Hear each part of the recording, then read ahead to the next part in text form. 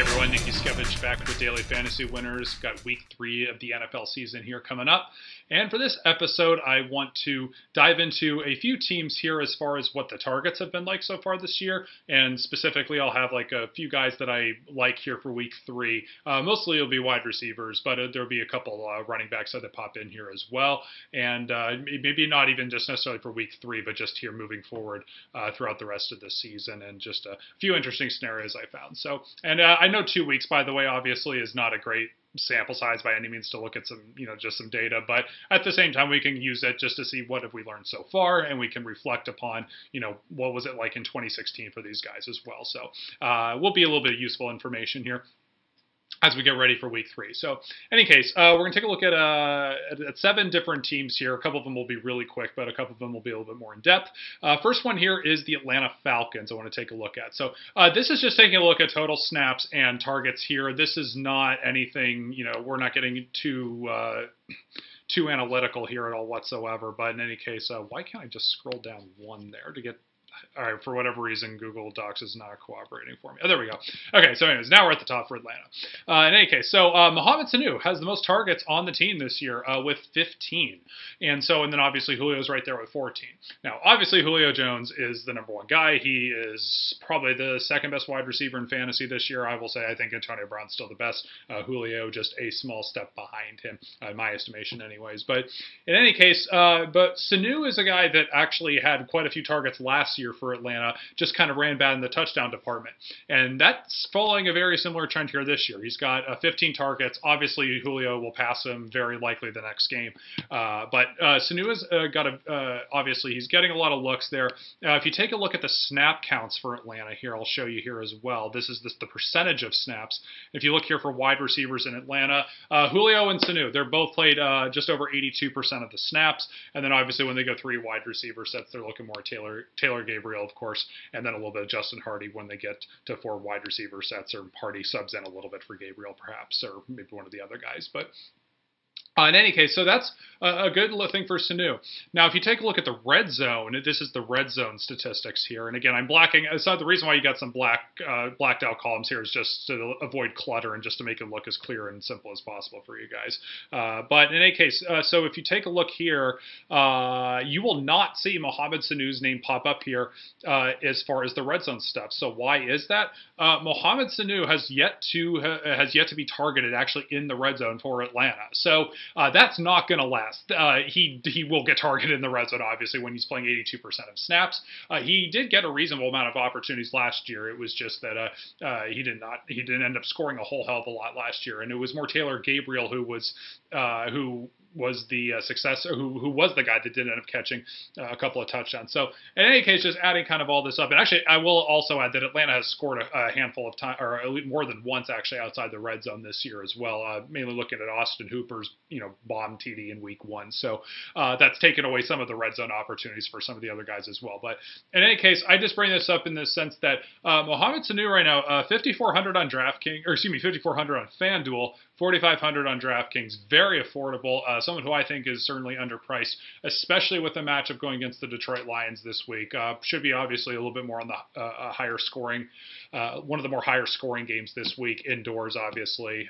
But in any case, so I think Sanu's a very solid play for both cash and GPPs, quite frankly, just depending on how you're making your lineups and all that. So the next team I want to dive into here is Carolina. And if you take a look here again at targets, this is happening again. I can't get the line right. There we go. So we're taking a look here at targets. Kelvin Benjamin, 13. Christian McCaffrey, 12. Devin Funchess, 9, and then Greg Olsen, 6. But obviously, Greg Olsen now on the IR, so that takes away, obviously, one of the main weapons for Carolina. But the main guy I want to look at here is Christian McCaffrey because, so far through 2 weeks, hasn't really lived up to what many people were expecting from him in the first 2 weeks. There are 2 reasons for that. Number one, Cam Newton is not healthy. He says he's healthy. I mean, a lot of people are saying it. I'm not the only one thinking this, certainly. Cam has missed some wide open, very easy throws. And most notably, when it comes to McCaffrey, people are looking at the end of that Bills game when the Panthers were looking to go up. It would have been 13-0, PAT assuming. But it was 6-0. And then, Cam Newton had McCaffrey wide open out of the backfield and just completely airmailed him. It was very bizarre. So that would be just the most basic example. So obviously that cost people who had McCaffrey in their lineups some fantasy points, and of course Cam Newton as well. But so that would be so that's like one thing with McCaffrey is. Now with Greg Olsen out of the equation, that's actually going to open up some more passing opportunities. And I know that you're going to think Ed Dixon at tight end, and that's fine. I'm sure he'll get some increased looks, of course. But I actually think they might go to McCaffrey here a little bit more to try and get him going more in this offense. And really, the one thing that's probably hurt Carolina more than anything here in the first couple weeks is the offensive line also hasn't been that very good for the Carolina offense just overall. And so I think they're going to be trying here, especially with how Greg Olsen here, they're going to be trying to get McCaffrey involved more in space, I think, which is really where his strength is. And that's really, obviously where he's going to be at his best. And then, of course, Carolina is going up against New Orleans this week. And New Orleans, obviously one of the worst, or maybe the worst defense in the entire NFL. This is as good of a matchup as there's going to be. But if you do take a look at McCaffrey's price, he is $6,800 on FanDuel and $6,100 on DraftKings. So he's still priced, more on the, I mean, it's not super expensive, obviously, but his price has not come down very much, despite a couple of, we'll just call them subpar outings for what we're expecting from him. And so basically what I'm saying here is that I don't think his ownership's going to be extremely high here. It'll probably be like around 10%, maybe, on both sites, or probably around that mark, around 10%, maybe like 15 at the worst, but I still think it's going to be around 10, maybe even slightly less than that, pending exactly how it all plans out. But so I actually think McCaffrey still here is a great play. This is probably just a really good spot to use him. And then also I'll just say, just remember, McCaffrey is definitely his home run territory. For those of you obviously who watch college football, Christian McCaffrey is a home run threat every single time he gets the ball in his hands. And so against the New Orleans defense, it would not surprise. McCaffrey is the type of person you want to be rostering in GPPs because he could legitimately, in this type of a game, just go off for 50 fantasy points. He has that potential. But not saying he's going to do that this week, but I'm saying he has that potential. So that is a good spot for him. Let's see. I just want to stop by on AJ Green right here. Obviously, continuing to get a ton of targets, 18 targets. The Cincinnati offense, I know it is pretty much a mess right now, but Cincinnati is going to be throwing a ton against Green Bay. AJ Green dropped down to 7,500 on FanDuel. That is a huge bargain. Since he's going to be throwing a lot against Green Bay to just try and keep up with that offense. So this actually has a huge potential for AJ Green to be good this week. Would not abandon ship on him at all. But let's see. I want to move on to, the Detroit Lions. That was the next team. Right, Golden Tate is the guy I want to talk about here. So, it keeps happening. There we go. Golden Tate. So 16 targets here, and then 10 targets for Theo Riddick and Kenny Golladay, and then so on and so forth. It moves on down. Golden Tate had a very good week 1 with no touchdowns, and then obviously didn't have a very good week 2, which was a very ugly Monday Night Football game that just was a whole lot of nothing, to be quite honest. But in any case, so not the greatest week 2. This is reminding me very similar of how Golden Tate started last year. Now, if you rostered Golden Tate quite a bit last year, you will know that he got off to a very slow start in the touchdown department and then finally made up for it and really caught up pretty much to where we would expect him. Maybe not quite all the way, but he caught up quite a bit in the second half of the season. If you remember, Golden Tate was still getting targeted in the red zone a lot last year. There was a couple times where he got tackled or went out of bounds on the 1 yard line. There was a time I remember he caught a touchdown in a game, but there was an offense. Maybe it was I don't know if it was offensive PI or a holding call, and the touchdown came back. It was pretty much any kind of bad luck thing that went against Golden Tate happened in the first few weeks when it came to touchdowns. And then finally the positive regression came later on in the year. And so far what I'm seeing right now is Golden Tate, obviously he's still clearly the most targeted guy in the offense. If you take a look at snap counts here, for Detroit, and I'm going to have to scroll down here a little bit to catch up. Here we go. Snap counts here for the Detroit wide receivers. Marvin Jones actually getting a little bit more higher snap count than Golden Tate, but obviously when we're comparing, 79.7% still pretty good. But if you do take a look here now at the targets, Marvin Jones only 7 targets so far. That'll go up a little bit. I'm sure that he's going to get some positive regression there. But Golden Tate 16 targets through 2 games. That's pretty much on par. I think 8 targets per game. That's going to be about where Golden Tate's mark should be here throughout the rest of the year. And then if you take a look at the red zone, this is, I think, kind of like a little bit the most fascinating, just at least so far.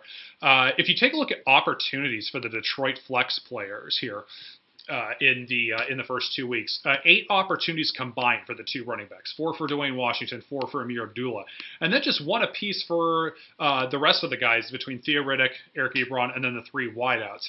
And then, of course, if we take a look at the touchdowns, hey, 1 for Riddick, 1 for Ebron, 1 for Kenny Galladay, 1 for Marvin Jones, none for Golden Tate.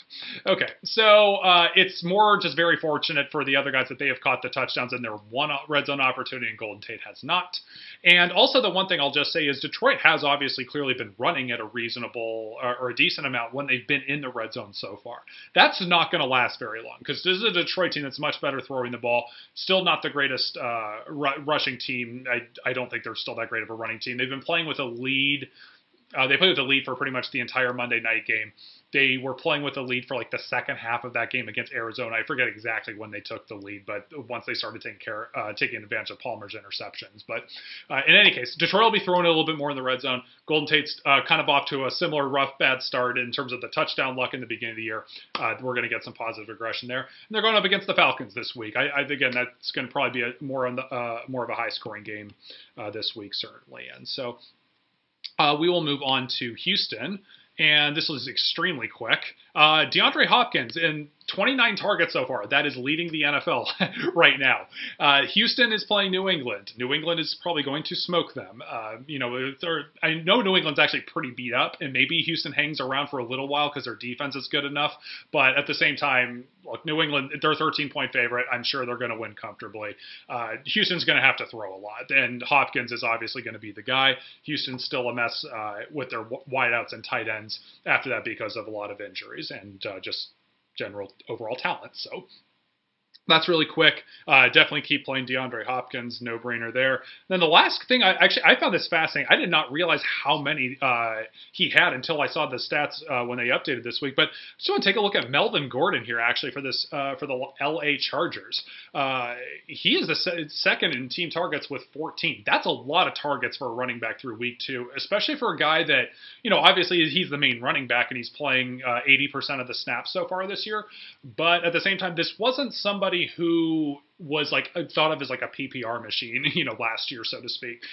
They seem to be getting him more involved in the passing game this year, which is a very good thing because he was actually really good in the screen game when he played for Wisconsin, and he was just when he ran for over like 2,000 yards and set all kinds of records, and he ran for the NCAA record temporarily for like over 400 yards in a game.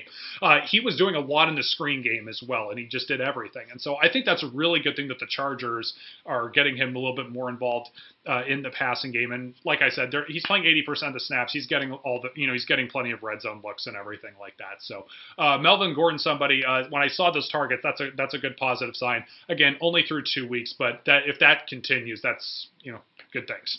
So in any case, that's it. Just wanted to run through a few of those things that really caught my attention as far as some guys that we want to look here for in week 3 and then moving forward. Oh, actually, I'll just touch on this really quick with Melvin Gordon. They do play the Chiefs this week, and I don't know, a lot of people are, the Chiefs are playing extremely, they're playing very well here so far through 2 weeks. But one thing I just want to kind of take note of, the Chargers are at home. They're only 3-point dogs, and so far the Chiefs actually are only... they're allowing, let's see if I can find it here. I kind of messed up the mark here, but there we go. Now you can see it. The Chiefs right now are giving up 4.4 yards per rush attempt, and that's ranked 23rd in the NFL.